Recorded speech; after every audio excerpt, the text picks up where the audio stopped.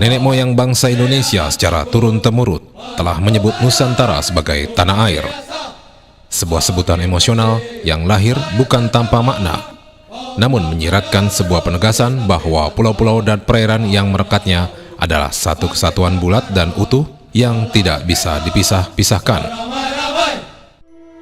Sejarah juga telah mencatat dengan tinta emas bahwa inti kejayaan kerajaan-kerajaan Nusantara di masa lampau adalah mereka yang mampu mengintegrasikan Nusantara sebagai satu kesatuan dan mampu memanfaatkan kelebihan faktor geografis sebagai negara kepulauan menjadi peluang bagi kejayaan negerinya.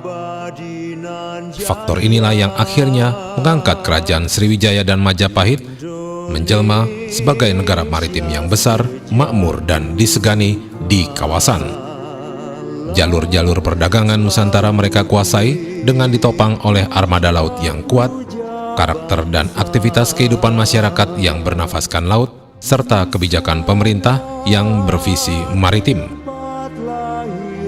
Oleh karena itu, meskipun eksistensi Sriwijaya dan Majapahit tidak abadi karena hadirnya kolonialisme di bumi Nusantara, namun kedua kerajaan maritim ini telah memberikan inspirasi dan fondasi kesatuan yang kuat bagi berdirinya Negara Kesatuan Republik Indonesia pada pertengahan abad ke-20.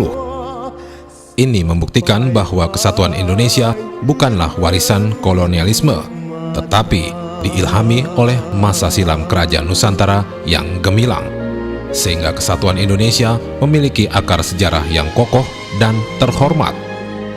Tetapi setelah Sriwijaya dan Majapahit runtuh, peradaban bangsa Indonesia sebagai bangsa maritim yang besar mulai pudar. Bangsa Eropa muncul menjadi penguasa baru Nusantara dengan kolonialismenya. Mereka tidak memperbolehkan kerajaan-kerajaan Nusantara membangun armada laut, namun diarahkan untuk mengelola sumber daya alam di daratan guna kepentingan kaum kolonial. Penjajah sadar orientasi kelautan sebagai kekuatan utama bangsa Indonesia dapat membahayakan kedudukan mereka.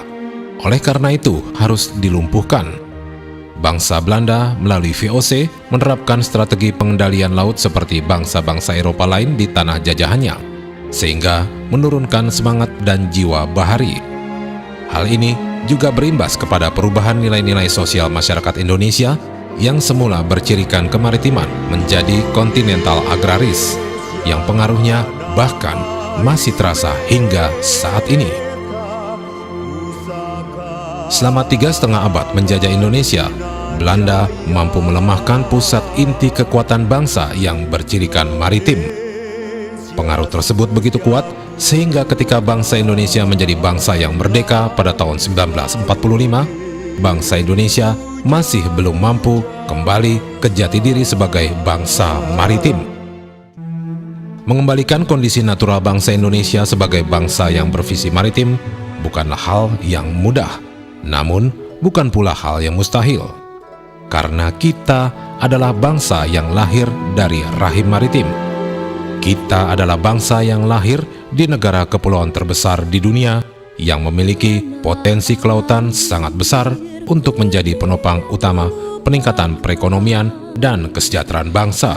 Untuk itu dibutuhkan komitmen dan upaya keras agar 3 pilar utama pembangunan kekuatan maritim nasional, yakni Angkatan Laut atau Navy, industri maritim atau Maritime Industry, dan bisnis maritim atau Maritime Affairs harus berjalan dalam satu framework secara simultan dan berimbang. Sekarang di tempat yang mulia ini, dalam rangka Bulan Maritim Universitas Gadjah Mada, telah berkumpul putra-putri bangsa maritim sejati yang memiliki semangat bangkitnya kembali kejayaan bangsa Indonesia. Kami yakin kehadiran para tokoh bangsa dan para pemuda terdidik di tempat ini akan mampu memberikan inspirasi kepada generasi penerus bangsa untuk menemukan kembali jati dirinya sebagai bangsa maritim yang besar. Jales Veva Jayamahe.